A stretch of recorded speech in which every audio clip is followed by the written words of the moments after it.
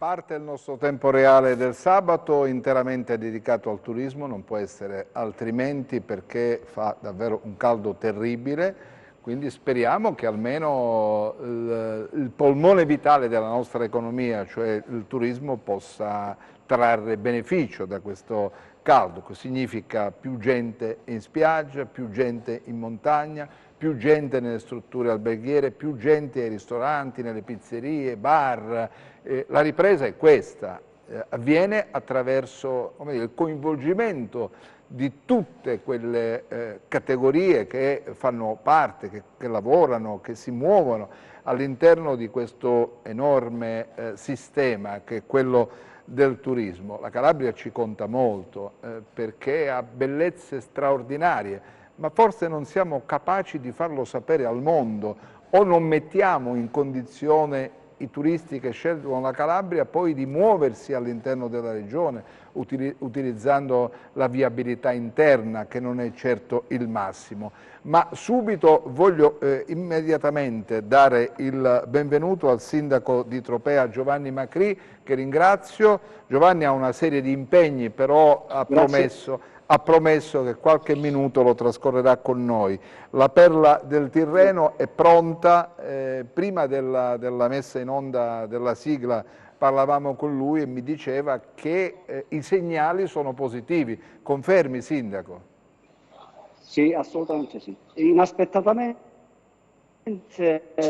fine giugno ha registrato un'impennata delle prenotazioni e delle presenze. Non ce l'aspettavamo, eravamo, come dire, già proiettati per una partenza scoppiettante, diciamo così, per la prima settimana, ecco, seconda settimana di luglio, scommettendo poi sul settembre-ottobre. Invece, inaspettatamente, verosimilmente, per questo caldo africano che ci ha investito, la stagione è partita alla grande, ha fatto il botto, oggi stiamo registrando il tutto esaurito, quindi siamo molto soddisfatti di questo dato che dà energia a una categoria che ha sofferto particolarmente, soprattutto quella degli albergatori. Albergatori piccoli. Io ricordo bene nei mesi scorsi quante volte ci siamo sentiti, abbiamo discusso di questa situazione. Ricordo che lo scorso anno lei ha detto: io faccio una forzatura al di là di quello che sono le regole perché non posso più sopportare una situazione di questo tipo, albergatori, ristoratori sul lastrico, se continua così cioè dobbiamo andare tutti a casa. Poi fortunatamente qualcosa in estate è arrivato, è migliorato, c'è stato un movimento, c'è stato tanti vacanzieri che nonostante la pandemia hanno scelto di trascorrere un periodo di vacanza a Tropea e pian piano si è rimessa in moto. Ma siamo pronti, sindaco? Questo è il turismo che vogliono i vacanzieri, quello che offriamo noi, o ancora abbiamo tanto da recuperare, da imparare, da immettere nel calderone dell'offerta? Guarda, io non sono un ipocrita, quindi ti dico quello che penso esattamente. Allora, Tropea è una meta a sé stante, non me ne voglia nessuno, ma molto brava, gli imprenditori che fanno il turismo, quindi esistono industrie, siamo stati molto bravi nella comunicazione, è una meta internazionale, gli stranieri sono ritornati a Tropea e questo ci consentirà di fare quella stagione lunga alla quale eravamo abituati. Oggi, ecco, ti racconto un particolare, sono stato intervistato da una TV giapponese, una importante TV giapponese, che è una realtà che totalmente manca in Calabria, che non conosce la Calabria, non conosce Tropea. Quindi evidentemente quello che dicevo in premessa è la verità. Manca una del posto Calabria, quindi destinazione Calabria. Sono conosciute delle piccole realtà, ma non è conosciuta la destinazione. Oggi i viaggiatori di tutto il mondo chiedono qualcosa di diverso, una forma di turismo lento, e noi la Calabria è in grado di offrire proprio questo, quello che viene richiesto. Però dobbiamo essere molto bravi nel proporci nel rappresentare, nel pubblicizzare le meraviglie che abbiamo, che ovviamente non sono solo mare, ma cultura, storia, architettura, montagna ovviamente. Quindi dobbiamo essere molto più incisivi e aggressivi sul mercato, anche perché la concorrenza è molto agguerrita e quindi dobbiamo consolidare quelle posizioni che l'anno scorso, devo dire, grazie alla pandemia abbiamo raggiunto. Ecco, l'anno scorso gli italiani hanno scoperto la Calabria, molte regioni d'Italia che conoscevano per esempio poco Tropea hanno scoperto questa località e quest'anno vediamo numeri importanti di flussi provenienti da quelle regioni. Sì, Però sì. ci sono dei mercati importanti che vanno curati, tipo gli Stati Uniti e il Giappone, potrebbero essere due mercati da aggredire turisticamente parlando. Sindaco, ti devo dare atto però del fatto che gran parte del successo avuto anche lo scorso anno, in estate, in un momento difficile, da Tropea al di là delle bellezze del luogo, è anche al tuo coraggio, che alcune volte come ti sei imposto, hai forzato la mano, e questo mi costa personalmente perché più volte lo hai detto in onda nel corso dei nostri appuntamenti. Quindi il coraggio, la determinazione, ma anche l'attenzione nel fare alcune cose poi alla fine premiano. Demetrio Metallo, ti saluto, grazie per essere con noi. Tu hai il posto della situazione in Calabria. Che tipo di stagione si preannuncia? Allora, condivido in parte, ho ascoltato molto bene il sindaco Macri, condivido, diciamo in parte, ma quasi totalmente la sua analisi. Chiaramente a me tocca parlare dell'intero territorio calabrese, non solo di Tropea. Tropea è una, come ha detto il sindaco, è una realtà a sé stante perché insomma, per motivi atavici Tropea rappresenta oggi diciamo, la meta turistica per eccellenza. Diciamo che nella nostra regione si viaggia proprio spesso a 2-3 velocità, cioè abbiamo territori che sono pronti come Tropea e tutto il suo comprensorio, ma abbiamo anche territori dove purtroppo, uso un termine poco, diciamo, grammaticalmente poco bello, ma indica proprio, cioè si annaspa, ci si arrampica. Vengo al dunque, abbiamo anzitutto per la stagione che è appena iniziata, io posso dire che siamo cautamente ottimisti, come ho già detto nelle scorse settimane, nel senso che sicuramente sarà una stagione migliore rispetto al 2020. Probabilmente in molte zone della Calabria toccheremo gli stessi numeri dell'anno buono, dell'anno 2019, ma in tanti altri territori stiamo ancora stentando. Mi spiego meglio, le problematiche che abbiamo sono sempre quelle solite, problemi viari, problemi di collegamento, problemi che ci sono in molte zone. A me risulta anche nella zona, diciamo, in gran parte della provincia di Vibo, dai colleghi di Confindustria Vibo, con i quali abbiamo fatto call con la regione, con l'assessore De Caprio, esiste la problematica della raccolta differenziata e quindi questa è una grandissima pecca non solo Vibo ma tutta la Calabria. Si arriva ogni anno a fine maggio, a inizio dell'estate, giugno, e in molte zone purtroppo, tranne alcuni comuni che sono fortunatamente virtuosi, ci sono zone, io parlo per esempio della nostra costa tirrenica, parlo di Amantea, parlo della costa, dove la raccolta differenziata e lo smaltimento della spazzatura rappresenta una problematica molto importante. Quindi sostieni praticamente che ci sono alcune località tipo Tropea dove il turismo viaggia ad una velocità ed altre località dove non si riesce a farlo decollare così come lo si vorrebbe. Certo. perché c'è una serie di problemi legati alla viabilità. Hai menzionato il fatto della raccolta differenziata, io ci aggiungerei anche i servizi, l'acqua e così via. Il mare in alcune zone purtroppo presenta ancora un aspetto che non invoglia, ecco, nonostante si siano spesi tanti milioni di euro, sono stati acquistati dei depuratori, ma non so non so se 600 o 500 depuratori, mi pare che poi ci siano il 30-40% che sono obsoleti, altri magari nemmeno funzionano. Allora è difficile, perché se un amministratore locale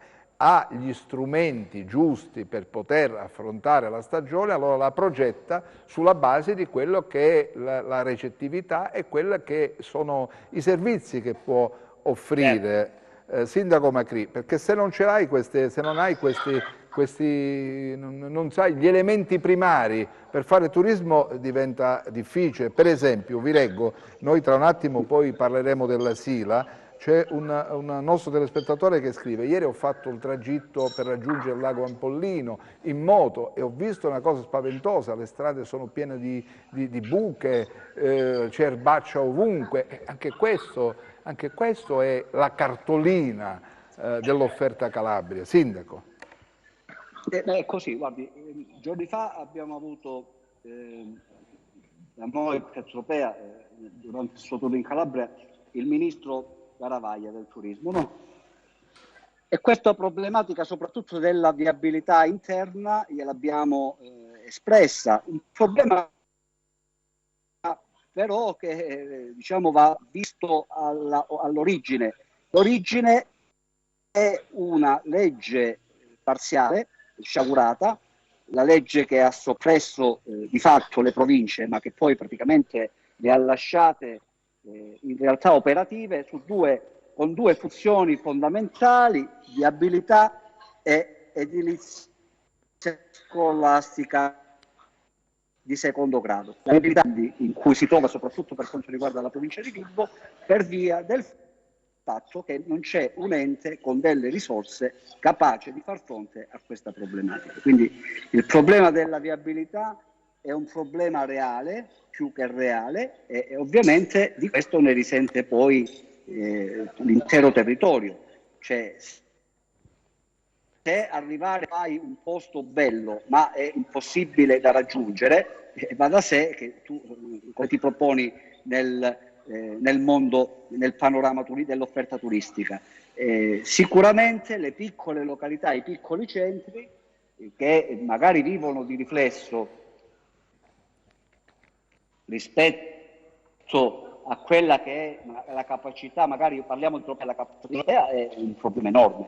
Se da Tropea, che è la meta diciamo principale del Vibonese, per arrivare a Serra, che è un posto meraviglioso, ci vuole un'ora e passa, peraltro con rischio della vita, va da sé che quella località con potenzialità enormi non entrerà mai nel circuito turistico della regione, ma tante altre realtà. Scusami Sindaco, sì. Arrivo un attimo da te perché voglio sentire subito qual è la situazione per esempio nei lidi. C'è Fabio collegato con me, c'è il responsabile di questo settore nell'area tirrenica. Fabio, voglio chiedere subito rapidamente che tipo di stagione si aspettano e quali sono i segnali, così facciamo un rapido giro con tutti i nostri ospiti. Sì, dicevi bene Attilio, io ho qui il piacere di ospitare Francesco Imbroise, che è il direttore generale di Terra da Mare. Pensate, raccoglie e raggruppa più di 250 lidi e naturalmente strutture in Calabria. Francesco, stai seguendo anche la discussione, cosa vogliamo dire? Siete ripartiti o no? Sì, siamo ripartiti rispetto agli altri anni con un mese di ritardo, però siamo ripartiti, siamo ottimisti perché le previsioni sono favorevoli per il nostro settore. Su luglio-agosto registriamo quasi il tutto esaurito e ci sta facendo bene sperare anche quelle che tra virgolette la cosiddetta bassa stagione, che è il mese di giugno e di settembre, perché già a giugno i weekend registriamo una forte affluenza e se poi il tempo lo consentirà, per come è stato così negli altri anni, ovviamente anche settembre sarà una bella coda d'estate che noi tireremo avanti. Attilio, c'è un'iniziativa unica. No, fermati qua. C'è un'iniziativa unica. Fabio, sì, qua. Torniamo prego. subito a te. Fermati qua, devo fare un giro complessivo, devo andare subito lo Ionio Cosentino, c'è Giuseppe. Giuseppe, la prima domanda rivolta naturalmente ai tuoi ospiti, comincia solo il presidente della struttura che ti ospita, ed è questo, cioè i primi segnali sono davvero positivi, come abbiamo sentito da più parti, o nell'area dello Ionio c'è qualcosa che ancora lascia e trasferisce un po' di perplessità? Sì, direttore, allora abbiamo sentito male la domanda, le dico la verità, perché c'è un ritorno che arriva nella nostra, diciamo, conversazione. Abbiamo il direttore Schiavetti che credo è pronto a dare subito la risposta. Intanto vi comunico che è arrivato anche il sindaco Stasi, che fra poco farò accomodare. Allora, direttore Schiavetti, a lei la domanda sulla partenza, sulla positività, se ci sono stati casi eventualmente che sono registrati oppure... Parliamo di cosa? Di pandemia stiamo parlando o parliamo solamente di organizzazione generale? Non riesco a capire. Sì, allora, noi non abbiamo capito il... Forse non è arrivata bene la domanda, allora dico al tecnico, il nostro regista Luca Chito di preparare bene il collegamento. Andiamo subito a Camigliatello Silano, c'è con il nostro Gianluca Pasqua. Gianluca, allora i primi segnali, saluto anche Filippo che vedo in prima fila, i primi segnali, le prime avvisaglie di quello che sarà questa estate che diciamo è iniziato, luglio. Come dicono quelli del settore è una bassa stagione, però già da lì ti accorgi se l'estate sorriderà alla Calabria in termini di presenza di turisti oppure no. Sì, direttore, buon pomeriggio da Camigliatello, siamo su un terrazzino dell'Hotel Tasso proprio nel centro della località silana. Si respira un'aria diversa rispetto a quella che io e Michele Cava respiravamo mezz'ora fa a Contrada Cutura in sede. Ci siamo fatti questo bel viaggetto, poi parleremo anche della strada, magari ci dirai quando riapriranno i percorsi naturali e normali, quelli con le gallerie e con i ponti, e se ci sarà tregua almeno per quest'estate, visto che i lavori dell'ANAS sono previsti poi a partire da settembre in poi per quanto riguarda il Cannavino. Nel frattempo però ci sono segnali positivi, ne parlavamo con Guglielmo Celso, c'è anche Eugenio Celestino, presidente della Prodoco, e Filippo Veltri che hai visto e salutato, vi saluta Attilio Sabato. La prima domanda appunto è questa sui segnali, ci parlava Guglielmo Celso poco fa a microfoni spenti di un'iniziativa che ha avuto molto successo in questi 2 giorni e ha portato tanta gente qui in Sila e in particolare in questa struttura. Buonasera a tutti, grazie per l'invito e sempre grazie per l'attenzione che presta alla nostra località. Sì, dicevamo che questo fine settimana abbiamo avuto una buona risposta legata anche a una promozione sul prezzo che abbiamo fatto, perché diciamo che siamo ancora nel mese di giugno e quindi è una fase in cui, al di là di quello che può essere il nostro ritorno economico, l'interesse principale è che gli ospiti arrivino sul territorio, lo conoscano e diffondano le qualità e le meraviglie di questo nostro luogo. Che tipologia di turisti, da quali località arrivano? Allora, in particolare adesso abbiamo turisti che stanno venendo al di fuori della regione Calabria principalmente, e devo dire con una buona presenza che va nella parte alta dell'Italia, quindi destagionalizzare significa, diciamo, intervenire in questa fase su delle persone che amano la natura e il benessere. Dopo l'inverno non è facile attrarre grande pubblico perché si ha una grande necessità del caldo, e quindi in questa fase puntiamo su persone che hanno la necessità, il desiderio e la voglia di conoscere i nostri 600 km di sentieri tracciati dal CAI. Direttore? Sì, voglio chiedere a Filippo se il suo impatto con la Sila ha notato un certo fermento, c'è la possibilità, lascia intravedere qualcosa che potrà, speriamo, ci auguriamo, verificarsi poi nei mesi di luglio e agosto. Filippo, che dici? Domanda per Filippo Veltri, chiedeva il direttore se ha notato un certo fermento, qual è stato l'impatto con la Sila quest'anno? L'impatto è positivo, innanzitutto buonasera a Attilo, buonasera a tutti i telespettatori. L'impatto è positivo, io vado molto in giro per i boschi e devo dire che sto incontrando proprio nei sentieri famiglie, persone singole, ma soprattutto famiglie non calabresi.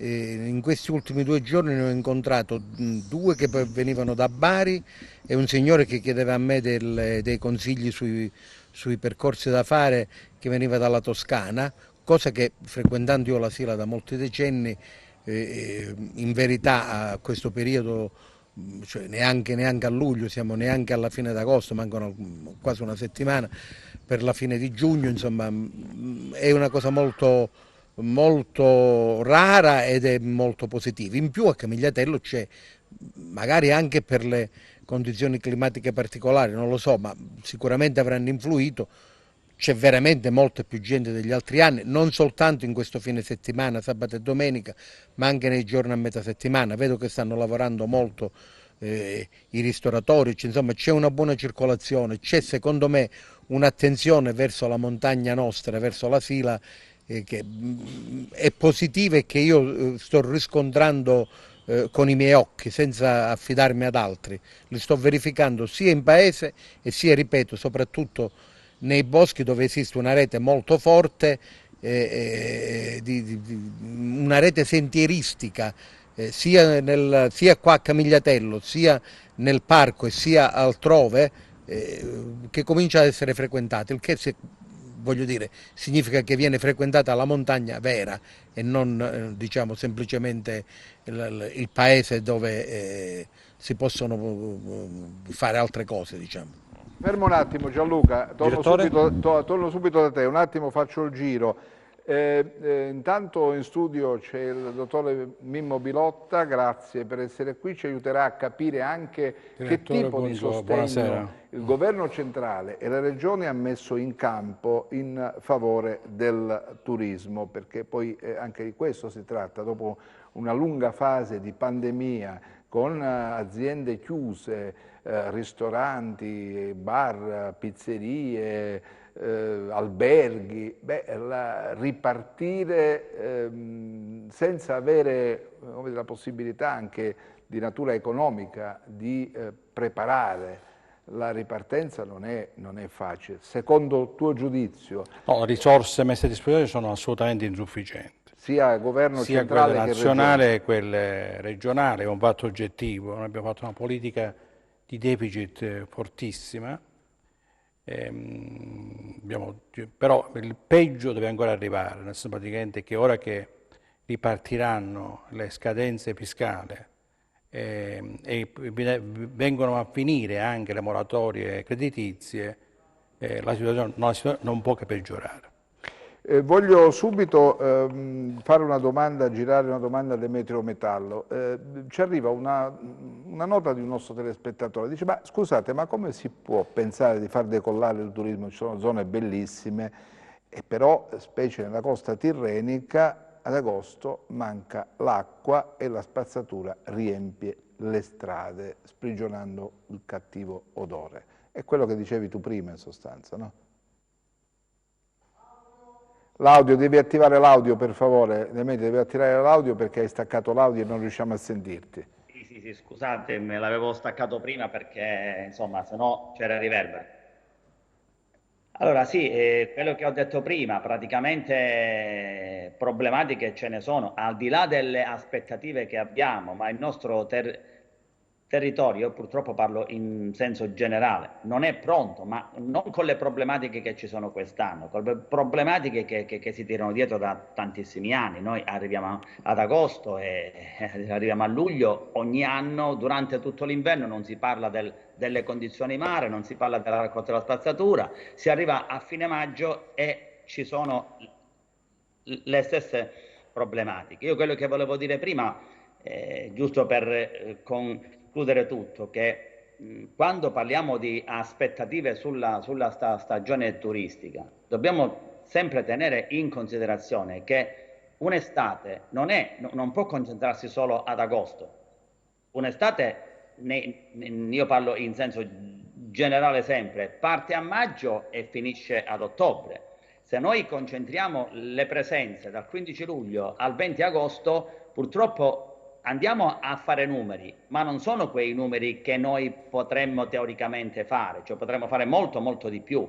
Adesso in poco tempo è difficile fare un'analisi, ma le problematiche sono quelle che abbiamo sempre. Abbiamo tirato fuori quella della spazzatura, dell'acqua che ci manca. Cioè la problematica non è portare qui turisti, e gli imprenditori, consentitemi, ci si mette dentro diciamo tutto il nostro cuore e la nostra esperienza, e spesso anche con tariffe che sono veramente concorrenziali. La problematica che abbiamo è fare tornare il turista il prossimo anno, i prossimi anni. Se noi ci presentiamo con un territorio che è assolutamente inadeguato, e qui non è che stiamo parlando di colpe che sono da addebitare con molta chiarezza alla nostra regione, ma anche alle amministrazioni pubbliche locali, perché al di là diciamo Tropea, di Pizzo, eccetera, ma parliamo di tutta la regione, chiaramente, no?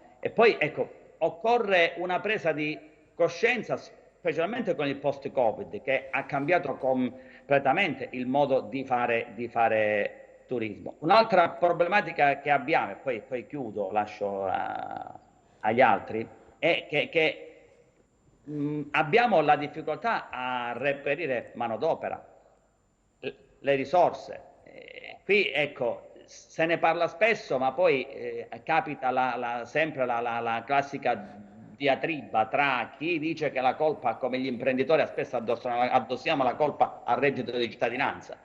È chiaro ed è ovvio che chi percepisce il reddito addossa colpe come dire, all'imprenditore che spesso assume in nero o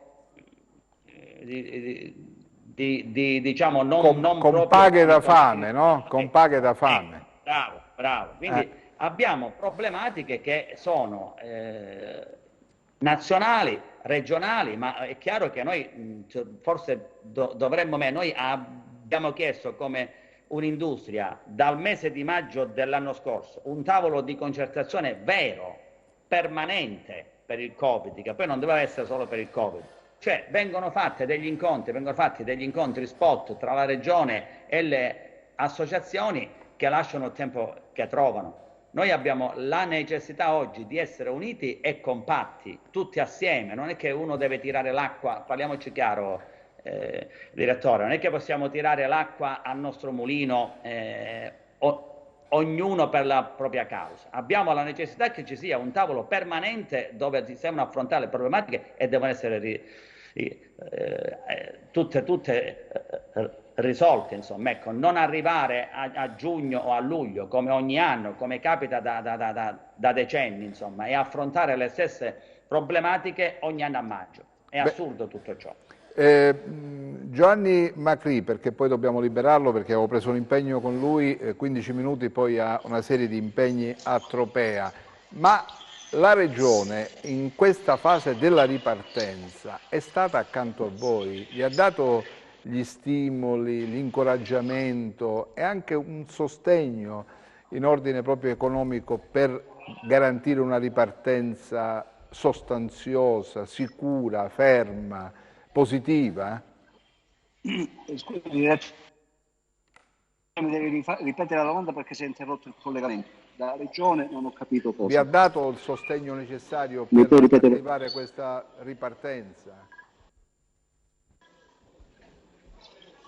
Non ti sento? Guarda, io veramente ho trovato la Regione e accanto. Ora, per esempio, ti dico, l'anno scorso i comuni bandiera blu della Calabria hanno ricevuto un importante aiuto economico.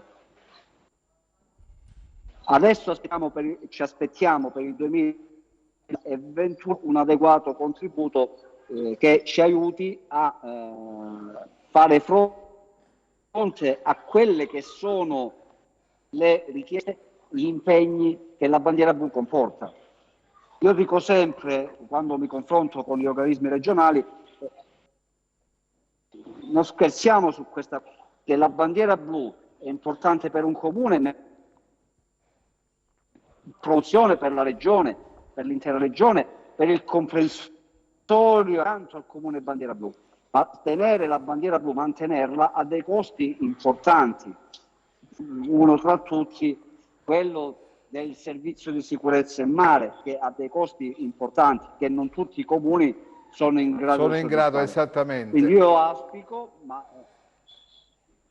auspico che quantomeno, ma così dovrebbe essere, perché ho avuto diversi incontri con l'assessore Orso Marzo e che si è impegnato in questa direzione, quindi spero che entro la fine del mese o al massimo la prima settimana di luglio all'impegno, che devo dire notevole, dell'assessore seguono i fatti che sono fondamentali per poter poi consentire ai comuni di impegnarsi. Sindaco, Tropea è già impegnata, però sì. Sindaco, faccio l'ultima domanda, poi la libero, così come accordi presi precedentemente.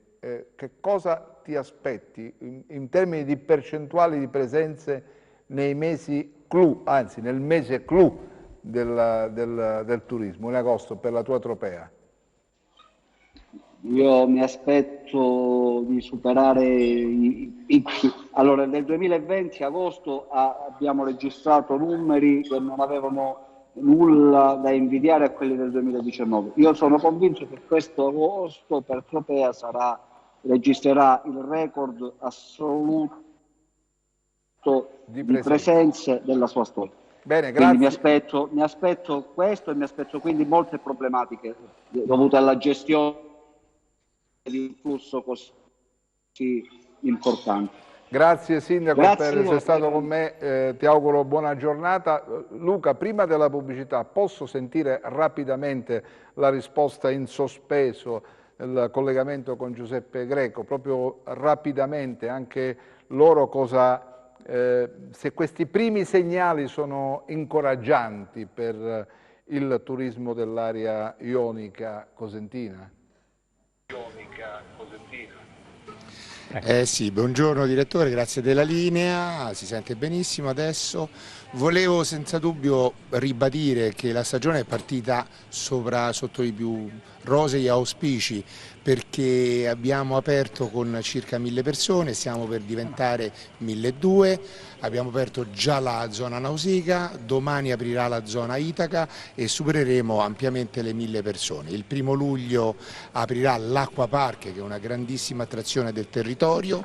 Devo dire che i clienti sono contentissimi, sorpresi come sempre di trovare tutto a posto, la Calabria è sempre più bella. Ieri abbiamo fatto una serata dedicata al territorio con gastronomia, con un piccolo mercatino, la Coldiretti sarà presente, cosa dire, tutto bello, speriamo che qualche piccolo neo all'orizzonte, tipo una piccola emergenza rifiuti, non ritorni ad offuscare questa grande partenza della Calabria come la nostra nazionale, che stasera farà scintille. E di questo, direttore, ne approfitto, abbiamo anche con noi il sindaco Flavio Stasi, parleremo anche a proposito di eventuali emergenze. Saluto il sindaco perché sono arrivate alcune domande proprio per quanto riguarda questa emergenza rifiuti, ma prima ho la pubblicità che incombe, quindi ci vediamo tra poco.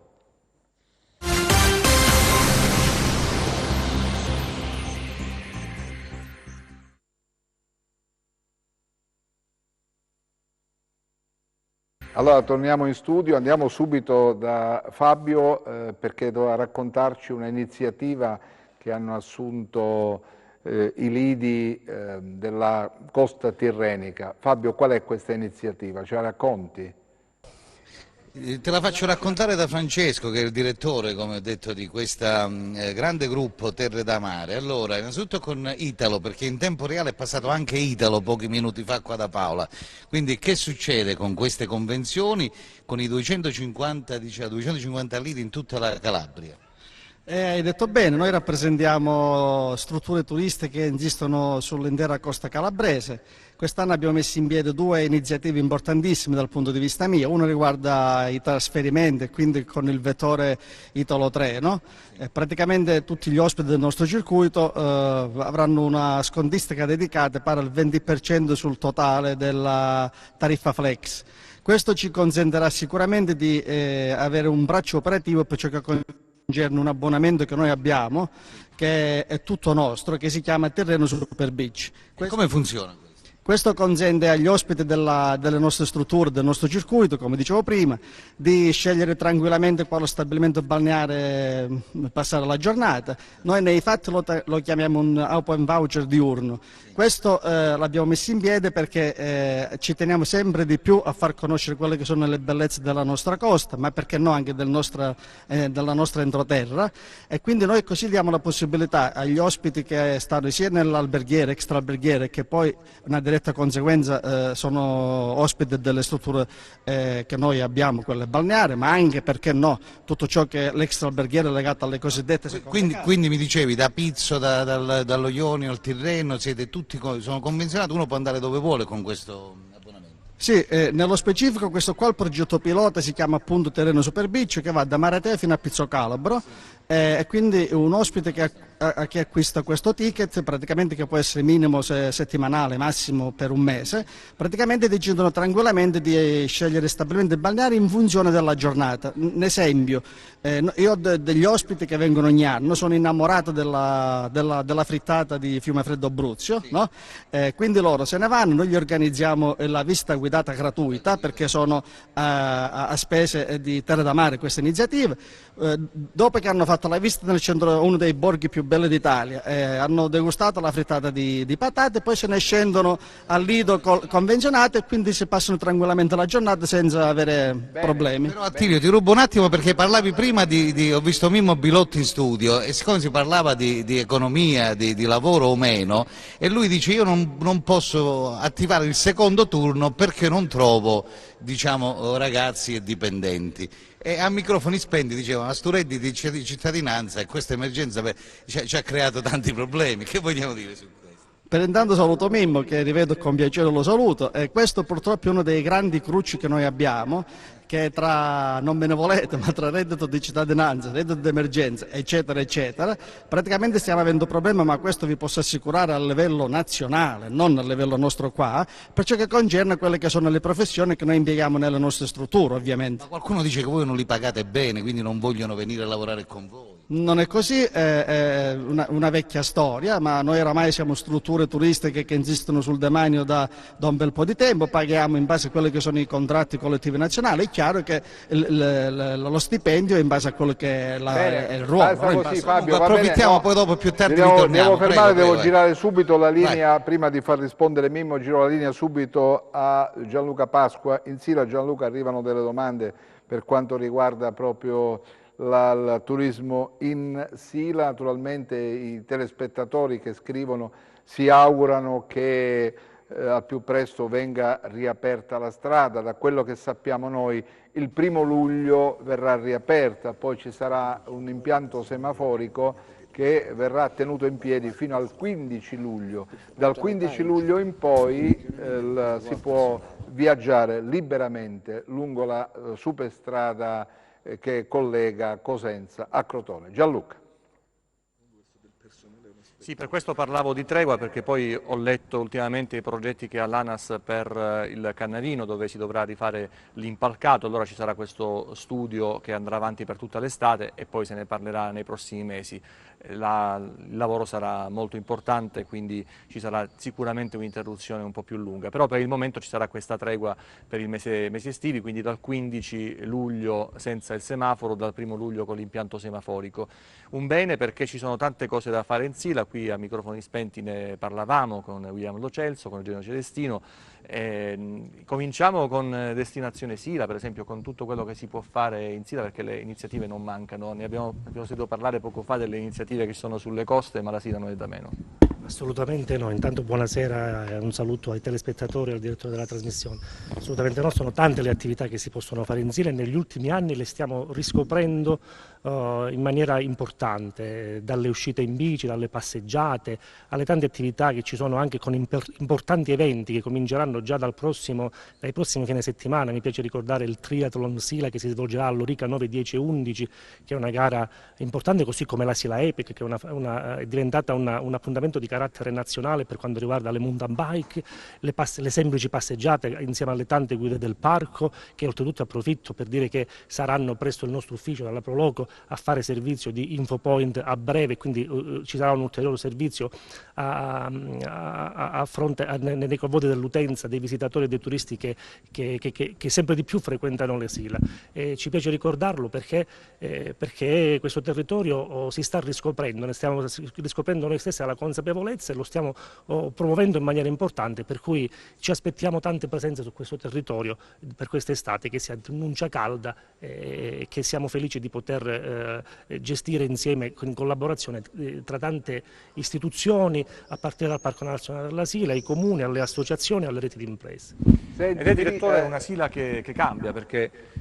Sì, dimmi. No, volevo che Filippo facesse due domande, una al sindaco di Corigliano Rossano Flavio Stasi e l'altra a Mimmo Bilotta, riguardante proprio come dire, gli incentivi per la ripartenza. Filippo.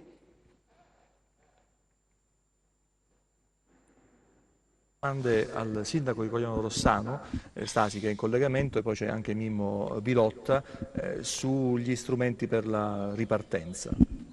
Sì,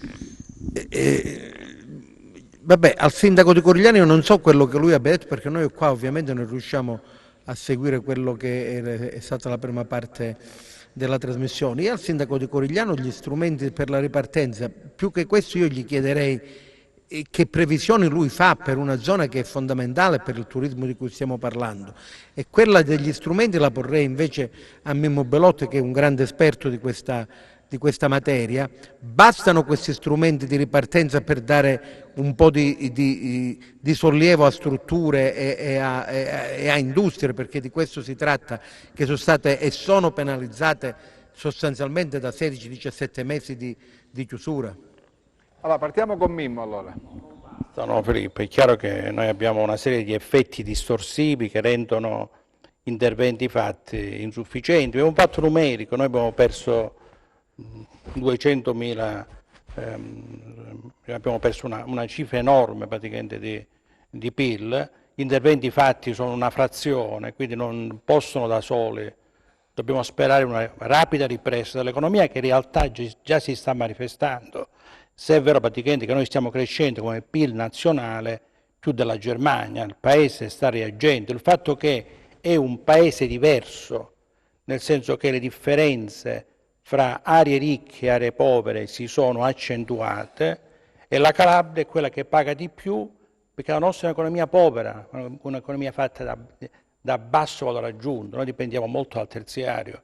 I problemi del nostro turismo sono vecchi. Noi per un mese e mezzo, 2 mesi di stagione turistica, la incapacità di fare di più, e subiamo gli effetti distorsivi, per esempio, delle politiche dei sostegni in modo più accentuato che nel resto del paese. Quindi è chiaro che oggi è più conveniente per un giovane arrangiarsi con i redditi di cittadinanza, di emergenza, che dir si voglia, fare un po' di nero, e praticamente chiaramente non è interessato a lavorare. Questo chiaramente è profondamente diseducativo.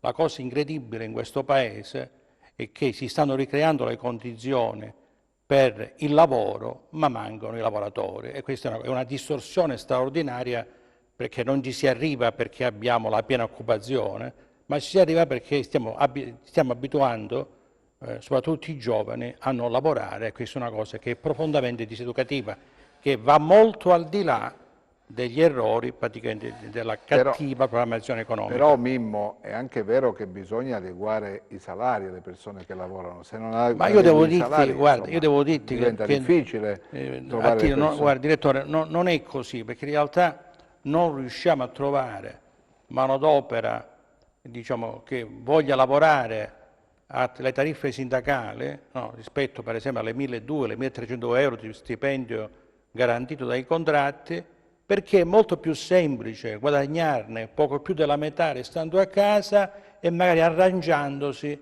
con qualche attività integrativa. Questa è la verità. Noi stiamo profondamente maleducando questo paese, e il Sud paga di più, perché chiaramente non possiamo garantire i salari e la redditività diciamo, del alto valore aggiunto dell'industria del nord. Scusa, mi vuole rispondere Filippo, poi voglio sentire il sindaco Stasi. Filippo.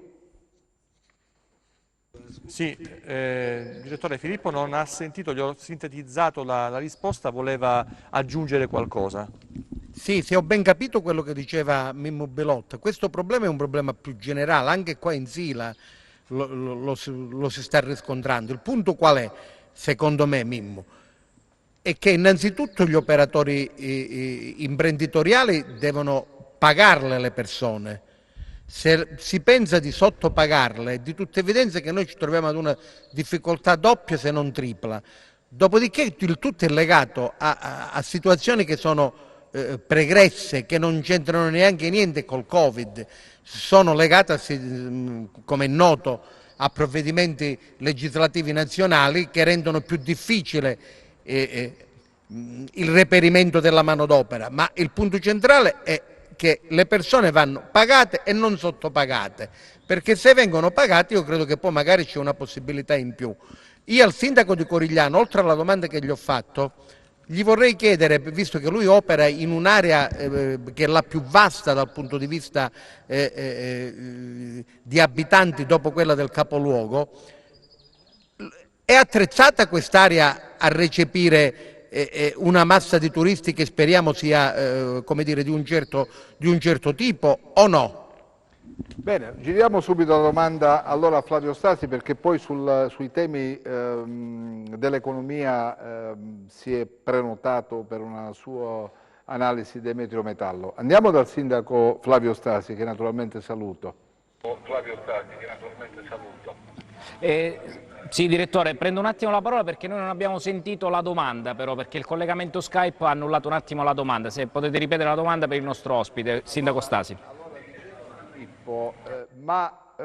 L'area, il comprensorio Corigliano-Rossano è attrezzato per ricevere tanti turisti, così come ci auguriamo arrivino nella vostra zona? È pronta, ha i servizi, ha i mezzi, gli strumenti per gestire, noi ci auguriamo, un flusso turistico enorme, anche superiore, per triplicare anche quello che si è verificato lo scorso anno? Ciao direttore, grazie anche di avermi invitato e grazie della linea.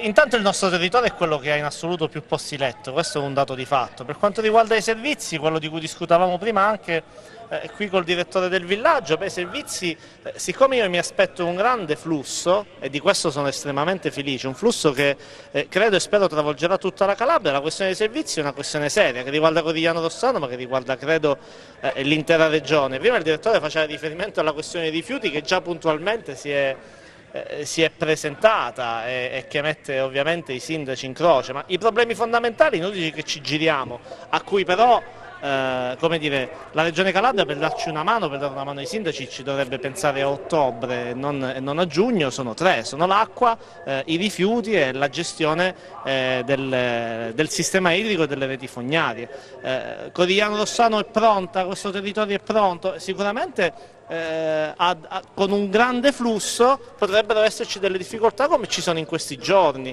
Gli interventi purtroppo richiedono degli investimenti importanti a cui bisogna pensare non a giugno ma a settembre, ottobre, dicembre, e questi soldi nelle casse dei comuni non ci sono. Se si pensa che soltanto la gestione dei conferimenti sta gravando sui comuni e di conseguenza fra un po' sui cittadini per lo smaltimento quasi il doppio rispetto a quello che pagavamo 5 o 6 anni fa, si capisce che i comuni non sono nelle condizioni di poter sopperire. Io nonostante questo sono estremamente ottimista, perché la forza della Calabria, la forza dei calabresi, la forza di Corigliano Rossano, di questo territorio, è l'accoglienza, è la bellezza, sono le strutture che ci sono. Questa è una di quelle d'eccellenza, ne abbiamo tantissime altre nella nostra città e nella Sibaritide più in generale, per cui da questo punto di vista io credo e sono convinto che sarà una stagione molto importante. Peraltro ci siamo anche impegnati, nonostante le tante incertezze, è inutile che ci giriamo, per avere anche qualche evento che possa essere attrattivo per quanto riguarda il calendario estivo. Certo, la questione dei servizi è la questione che preoccupa i sindaci. Da questo punto di vista serve maggiore supporto secondo me dalle altre istituzioni, perché abbiamo delle infrastrutture fatiscenti e per intervenire c'è bisogno di investimenti importanti. Questi investimenti importanti non possono sicuramente essere coperti con gli oneri di urbanizzazione, tanto per essere chiari, ma richiedono fondi almeno regionali che ci diano la possibilità almeno progressivamente di risolverli. Poi naturalmente affrontiamo l'argomento dei trasporti, perché quello è un nodo centrale. Volevo un attimo sentire adesso Demetrio Metallo, proprio sulla questione economia, che aveva chiesto di intervenire. No, devi sempre attivare il... Devi sempre attivare è attivato. Ah, ok. È attivato. Sì. Allora, sul discorso economia, visto che si è affrontato questo argomento, c'è da dire una questione squisitamente tecnica, cioè parliamo dei mutui, parlo dei mutui e dei finanziamenti a medio-lungo termine delle banche. Allora, il governo Conte aveva fatto una convenzione scritta e firmata con l'ABI, che è l'associazione bancari, dove i mutui potevano arrivare con le garanzie Stato anche a 10-15 anni. Questa convenzione che fu firmata nel mese di giugno dell'anno scorso, del 2020, all'atto pratico è stata disattesa dalle banche. Di fatto i mutui sono stati concessi a 72 mesi, sempre con il Covid, sempre con le garanzie Stato. Adesso il governo Draghi ha ripreso questa storia molto importante, perché vedete, dare il contributo a fondo perduto ben venga, perché è un ottimo ristoro, però il contributo a fondo perduto serve spesso per sopperire alla mancanza di liquidità momentanea, ma quello che alle aziende, alle imprese serve oggi, a tutte le imprese di qualsiasi settore, servono mutui e finanziamenti a medio-lungo termine che siano a 15-20 anni, cioè con le garanzie dello Stato. Adesso nel decreto Sostegni bis è stata messa questa possibilità di arrivare a 10 e a 15 anni, si attende l'ok dell'Europa e spero che arrivi. Poi sulla questione del reddito, nel decreto Sostegni bis pare che ci sia, se ho letto bene, ci sia la possibilità che un ragazzo, un giovane, una persona che viene assunto per 2 mesi, per 3 mesi, cioè per la classica stagione, non perda poi il diritto. Allora, se è vero questo, allora io dico ben venga, perché uno che ha il reddito di cittadinanza, al di là poi si sta a discutere dell'imprenditore che paga quello che deve pagare, del reddito di cittadinanza, che spesso è una questione di comodo per chi lo percepisce. Non voglio entrare in questa polemica sterile che non porta a nessuna parte. La verità sta sempre in mezzo, il controllo da parte dello Stato su chi percepisce il reddito di cittadinanza, che spesso, consentitemi, ne abbiamo prove con la Guardia di Finanza che fa interventi, spesso viene percepito in maniera, uso un termine, poco legale. Così come ci sono degli imprenditori che tutto possono essere, meno che imprenditori, che non pagano come dovrebbe essere pagato. Ma al di là di tutto questo, se il decreto legge sul reddito di cittadinanza istituisse oggi la possibilità che una persona che percepisce il reddito viene assunta al lavoro, faccio un esempio, dal mese di giugno al mese di ottobre e dopo continua a percepire il reddito, allora io dico ben venga questo, perché è l'unico modo per far sì che ci siano persone pronte a lavorare.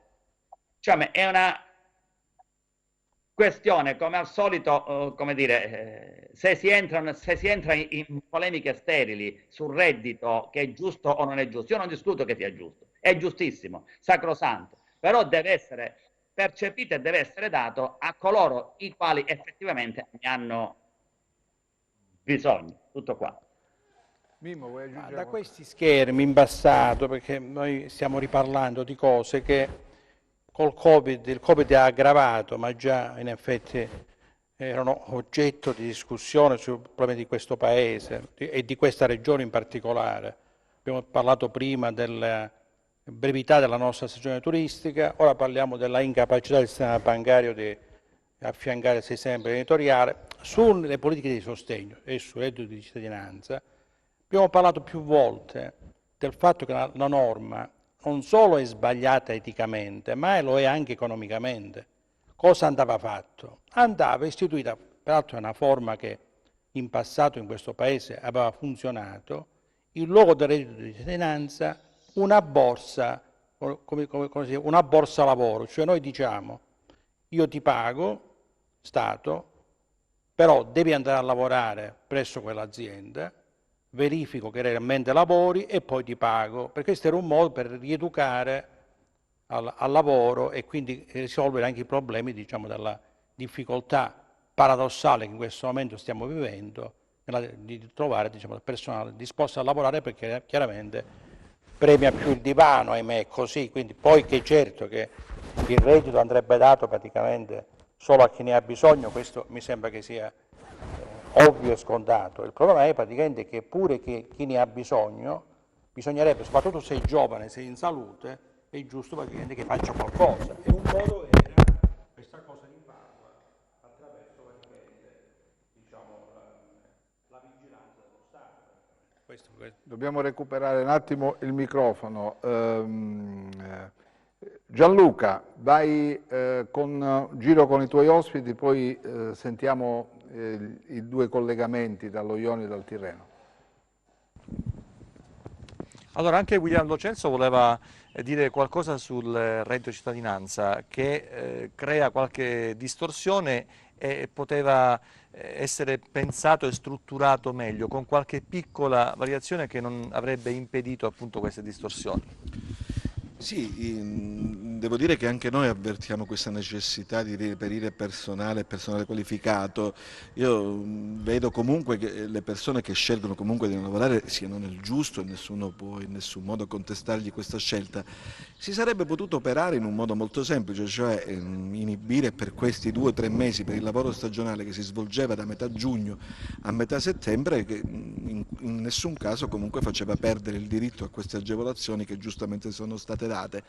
Il personale non è legato, io ne discutevo con Filippo, che spesso non è una questione legata alla paga, che è comunque un fenomeno che esiste, perché noi ci riferiamo al personale che da anni ha lavorato con noi, quindi vuol dire che si è trovato bene, che sa che cosa offre la nostra struttura, perché in genere nelle strutture come le nostre si quasi avvia un rapporto che si può ritenere familiare. La loro scelta è legata dal fatto che comunque in questo momento, o tramite la disoccupazione o tramite altre forme, hanno la possibilità di ricevere un reddito al quale non sono disposti a perderlo, e quindi sarebbe stato sufficiente una piccola deroga per cui il lavoro svolto con un contratto a tempo determinato nel periodo magari limitato a quest'estate poteva in nessun modo fargli perdere questo diritto. Avremmo avuto sicuramente maggiori possibilità di scelta e avremmo aiutato ancora di più loro.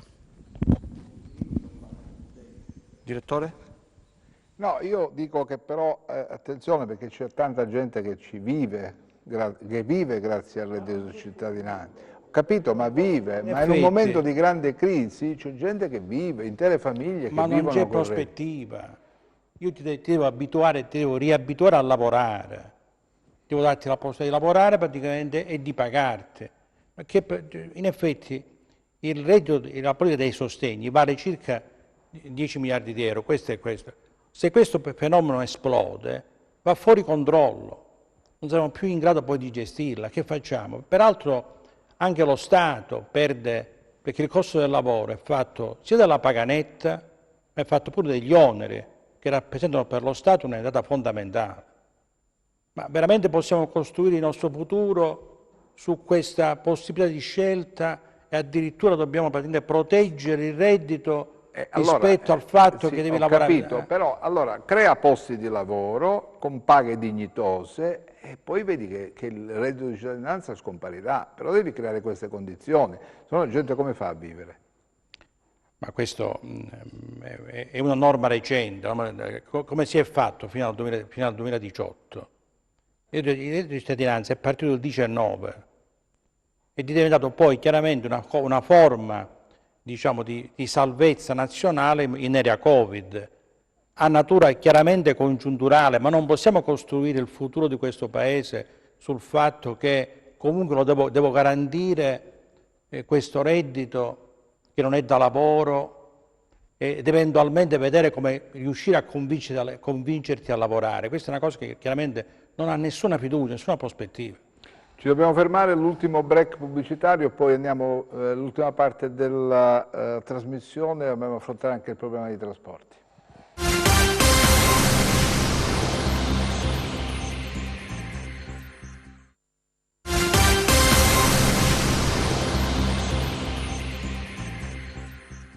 Allora, torniamo in onda, affrontiamo il tema trasporti, andiamo da Flavio Stasi. È chiaro che perché il turismo sia appetibile c'è necessità anche di avere un sistema dei trasporti che sia degno di questo nome. Nell'area della Sibaritide questo è un tema che è stato discusso anni e anni, ma non è che ci siano stati degli interventi degni di questo nome, capaci di superare gli ostacoli, i problemi che ci sono. Perché tu hai le strutture più belle sul tuo territorio, sono d'accordo, la ricettività alberghiera è immensa, ma devi farli arrivare i turisti da te, cioè se no come fai? Se il turista sceglie la località dell'area dello Ionio Cosentino e poi deve organizzarsi per raggiungere la struttura dove ha prenotato, non so, una settimana, un mese, 20 giorni, un weekend, come fa? Ma, questo è un tema peraltro attualissimo, la questione della 106, la questione dell'elettrificazione della rete ferroviaria, la questione eventualmente anche di uno scalo aeroportuale, sono tutte questioni attualissime. Da questo punto di vista è chiaro che in questo caso devo dire la Regione c'entra da un punto di vista marginale, lo Stato deve fare una decisione, deve prendere una decisione una volta per tutte, capire se le infrastrutture le fa per emancipare, sviluppare e quindi anche usufruire della crescita di un pezzo del proprio territorio nazionale, oppure andare a fare le tratte ferroviarie e le strade dove sa che gli conviene perché gli pagano il pedaggio e gli pagano i biglietti. Sono due strategie diverse. Fino a qualche decennio fa la strategia era la prima, mi sembra che negli ultimi 20-30 anni la strategia sia stata la seconda, ed è una strategia disastrosa che ha creato un paese non a 2 marce, un paese a 3, a 4, 5 marce, e di questo la crescita del paese più in generale ne ha risentito, perché ormai il tessuto produttivo di alcune zone italiane è saturo, e invece c'è tutta la zona meridionale che potrebbe dare un contributo alla crescita del paese, che però non ha le infrastrutture per poterlo fare. E quindi da questo punto di vista io mi aspetto che il governo, attraverso anche il PNRR, faccia una scelta di tipo diverso. Qua c'è bisogno di ferrovie, c'è bisogno di strade, c'è bisogno di investimenti importanti. Poi una piccola parte, per esempio per collegare però le strutture all'interno di un territorio importante come quello di Corigliano Rossano, 350 km quadrati di estensione, parliamo come di un'altra provincia sostanzialmente. Però si deve dare una mossa per le cose che la riguardano. Penso al TPL, noi abbiamo approvato forse il primo comune della provincia il piano del trasporto pubblico locale sulla base del nuovo piano dei trasporti regionale, che riconosce alla città di Corigliano Rossano quasi il doppio dei chilometri finanziati, e noi abbiamo fatto un TPL che collega per esempio questa località con le altre località, con le stazioni e con i centri nodali del territorio, però non si spicciano a fare la gara. Da questo punto di vista c'è un ritardo colpevole. Non è che il nuovo piano del TPL capovolge le dinamiche di mobilità all'interno della Regione Calabria o della Sibaritide, assolutamente no, però i passi che si possono fare è giusto e necessario che si facciano. Io credo che da questo punto di vista serva una scelta di campo del governo. Il PNRR è vero che non si possono finanziare le strade, o almeno così sembra, perché poi anche da questo punto di vista non è che sia chiarissima la situazione, però gli investimenti da parte del governo in Calabria, ma più in generale in Meridione sul versante ionico, devono essere fatti. E ripeto, non per carità di un territorio, ma perché possiamo contribuire allo sviluppo del paese, quello è il punto. Io lo dico sempre a tutti i tavoli. Guardate che noi non vogliamo la strada perché ci fate un favore, noi vogliamo la strada perché tutte le risorse che abbiamo le mettiamo a disposizione dell'Italia, mica della Svizzera o dell'Afghanistan. Questo per molto tempo non è stato capito, hanno saturato i vettori produttivi di altre zone, adesso spero e mi auguro che possano e vogliano investire seriamente su questo territorio, con queste ed altre infrastrutture, perché poi non è che soltanto queste sono le infrastrutture digitali, gli investimenti appunto sui servizi, queste sono cose su cui deve investire il governo. Ogni volta per spillare anche dei finanziamenti in termini di infrastrutture, penso alla questione dei depuratori, noi abbiamo dovuto combattere per avere il riconoscimento di un finanziamento di 36 milioni, eppure stiamo parlando di servizi essenziali come quello del sistema depurativo, per i quali la Calabria paga procedure di infrazione europea, per cui, e nonostante questo abbiamo dovuto combattere con i denti per vederci riconosciuto questo tipo di finanziamento. Insomma, da questo punto di vista c'è bisogno di un'attenzione diversa. Poi voglio sentire il Presidente sui trasporti. Sì. Dimmi Giuseppe. Sì, Direttore, ecco, noi avremo due battute quando lei lo ritiene necessario, con Vulcano in merito alle infrastrutture e Tavernise in merito al reddito di cittadinanza. Se vuole una battuta a testa di un minuto la faccio fare subito. Vabbè, falla fare subito allora, vai. O dopo. Vabbè, falla fare subito allora, vai. Ok, allora partiamo subito con Vulcano sulla... Direttore, buonasera. No, io mi allaccio subito a quella che è la 106, quando parliamo di trasporti parliamo della strada principale qui sullo Ionio, che è la 106. Non molto tempo fa abbiamo avuto Cancelleri che è venuto qui a fare la passerella elettorale riproponendo un altro tracciato che era differente da quello del 2004.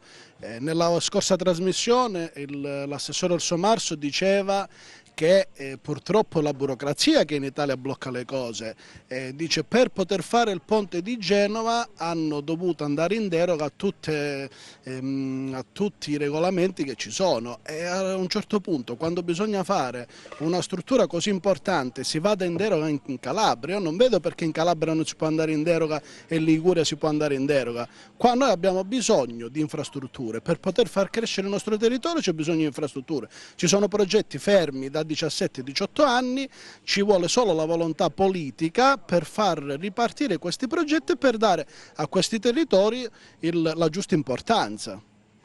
Sentiamo invece la battuta sul reddito di cittadinanza, così poi andiamo ad ascoltare gli altri ospiti.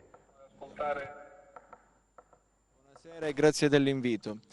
Sì, noi invece a differenza di quello che ho sentito prima, qui non stiamo avendo difficoltà a trovare personale, anzi arriviamo a far mangiare fino a 250 persone del territorio e la verità è sempre la stessa, bisogna capire la retribuzione, bisogna capire se si vuole dare dignità all'uomo prima e al lavoratore dopo. Anche io fino a quando avevo 19-20 anni ho lavorato a 20 euro, 12, 13, 14 ore. È chiaro che adesso con il reddito di cittadinanza diventa un'opportunità per non farsi sfruttare, non per fare il vagabondo.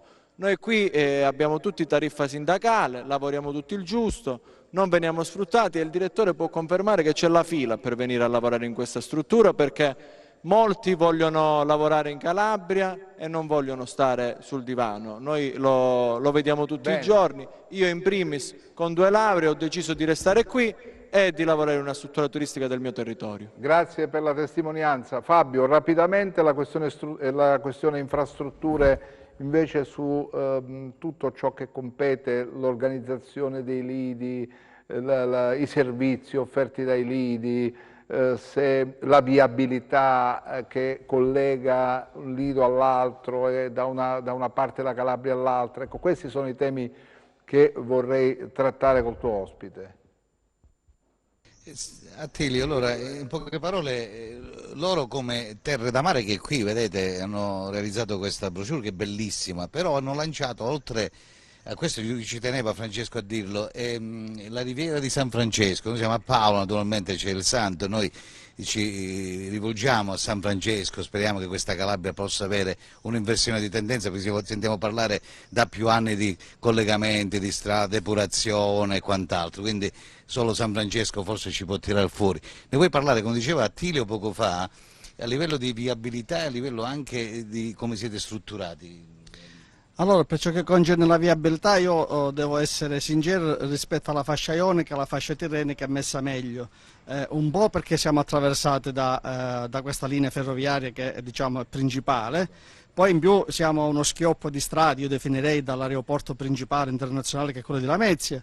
Poi abbiamo queste bratelle di collegamento con la fascia ionica e quindi io a onor del vero devo dire che dal punto di vista di accessibilità non ci possiamo lamentare. E sul Santo invece che avete coinvolto anche gli agriturismi, quindi non solo il mare ma anche la montagna, il turismo religioso. Sì, mi fa piacere questa domanda perché come ben sapete, come ben sappiamo, praticamente in Calabria, specialmente nel periodo estivo, si viene soltanto per la questione mare. Noi da un po' di anni, a onor del vero, è quasi un lustro che ci stiamo preoccupando anche di fare un ragionamento diverso, della serie va bene la Calabria, va bene il mare, ci fa piacere, siamo in aumento rispetto agli altri anni, in termini di presenza ovviamente, però ci preoccupiamo anche di vendere quello che è il nostro entroterra, quello che è il territorio che ci offre.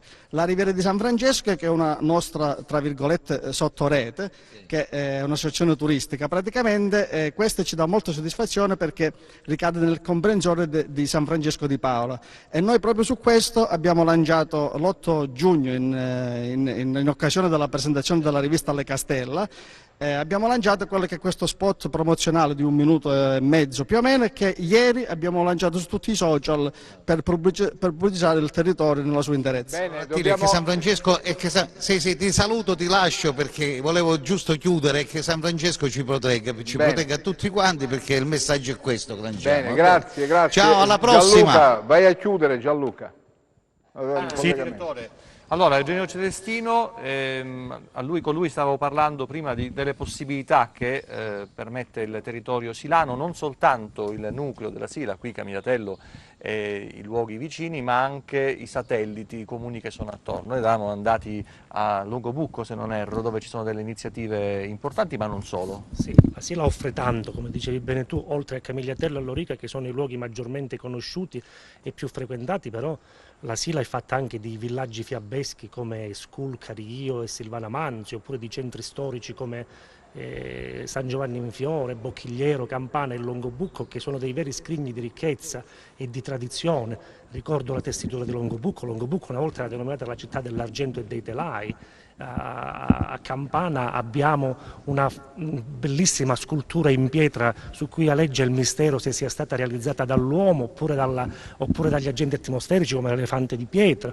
Bocchigliero, il paese degli aforismi, San Giovanni in Fiore, luogo di grande storia legata a Gioacchino da Fiore, all'Abbazia Florense e all'arte orafo, oltre che all'annodatura dei tappeti. Per cui, come dire, la Sila è escursioni, è ambiente, ma anche tanta storia, tanta cultura e tante tradizioni. Posti che sono fruibili, direttore, e anche con un click, perché adesso non serve più arrivare sul posto, chiedere, organizzare, ma ci sono intanto delle guide che Filippo ci fa vedere perché la sta sfogliando da questo pomeriggio, e poi William Noceso vi parlava di Destinazione Sila, della possibilità di accedere a tutti i servizi e prenotare delle giornate, delle guide turistiche attraverso lo smartphone. Sì, Devo dire che per la prima volta da qualche anno, anzi in realtà dal 2017, quando è nata Destinazione Sila, abbiamo messo in pratica quel concetto semplice che ci hanno insegnato da bambini, cioè l'unione fa la forza, e questo è stato un grande lavoro. La realizzazione di una rete di impresa che oggi raccoglie circa 68 componenti tra fondatori e protocolli d'intesa ci ha dato la possibilità di mettere in moto un meccanismo di comunicazione diverso, più innovativo, più veloce, quindi oggi tutte quelle che sono le iniziative che vanno dalle bike bot, il battello elettrico, le e-bike, la prenotazione di una visita guidata nei luoghi in cui parlava il Presidente Celestino o altre destinazioni sono facilmente prenotabili e acquistabili direttamente dall'ospite con un click dal sito Destinazione Sila, fatto sia per desktop che per mobile. L'idea della rete era quella di promuovere la reputazione di una destinazione. Come noi difendiamo la nostra reputazione, abbiamo imparato insieme in rete, uniti, a difendere la reputazione della nostra destinazione, promuoverla, difenderla e valorizzarla. Bene direttore, se non sono altre domande. A Filippo, andiamo a chiudere con Filippo, vai. Andiamo a chiudere con Filippo. Filippo. Dimmi direttore. Andiamo a chiudere con te, Filippo. Su quello che diceva... Su quello che diceva Willem. Guarda, questa è una riflessione personale mia. Allora, io vengo in Sila, ahimè fra poco faccio 67 anni, da 67 anni. Vengo a Camigliatello da 60 anni. E allora il punto qual è? Che mi pare che ne avevamo parlato la volta scorsa. È di tutta evidenza che c'erano e ci sono dei problemi, ma ci sono qua come ci sono in altre parti. Noi dobbiamo capirci su che cosa dobbiamo mettere l'accento. Se dobbiamo mettere l'accento sulle cose che cambiano oppure sulle cose che non cambiano. Le cose che ha detto poco fa Willem Lo Celso e che ha detto Eugenio Celestino con grande sapienza su San Giovanni in Fiore, Longobucco, cioè su quello che va oltre la natura, a me mi portano ad una conclusione, che non è una conclusione di buonismo di facciata, ma è una conclusione di chi sa misurare i passi che si fanno. La Sila di oggi non è la Sila di 30, ma anche di 20 anni fa. C'è un tentativo di dare un'offerta diversa, c'è un tentativo di dare un'offerta migliore. Siamo all'optimum? Certo che non siamo all'optimum, ma noi dobbiamo capire che dobbiamo mettere l'accento sulle cose che cambiano per cercare di arrivare, se non all'optimum, che non ci arriveremo mai, diciamo ad una situazione di eccellenza. Mi pare che qui in Sila, qui a Camigliatello, ma anche ad altre parti dell'altopiano silano, sia in atto questo sforzo. Questo sforzo noi come operatori dell'informazione dobbiamo premiarlo e dobbiamo mandarlo avanti. Questa è la mia conclusione. Grazie Gianluca, grazie ai tuoi ospiti. Naturalmente avete spiegato quello che in questo momento sta preparandosi a vivere la Sila. Mimmo voleva rispondere al sindaco. La mobilità in Calabria è ferma in termini di investimenti da decine di anni. Abbiamo capito che stranamente il Covid addirittura ci rimette al centro dell'offerta turistica, perché la gente viaggia di meno al di fuori del paese, il turismo è più domestico e quindi la Calabria riprende questa diciamo, quella che può definirsi una strana rendita di posizione. E mi chiedevo, perché ho sentito poc'anzi il sindaco di Rossano Corigliano parlare di questi problemi facendo riferimento esclusivamente all'investimento legato alla linea ferroviaria che nello Ionio è particolarmente carente.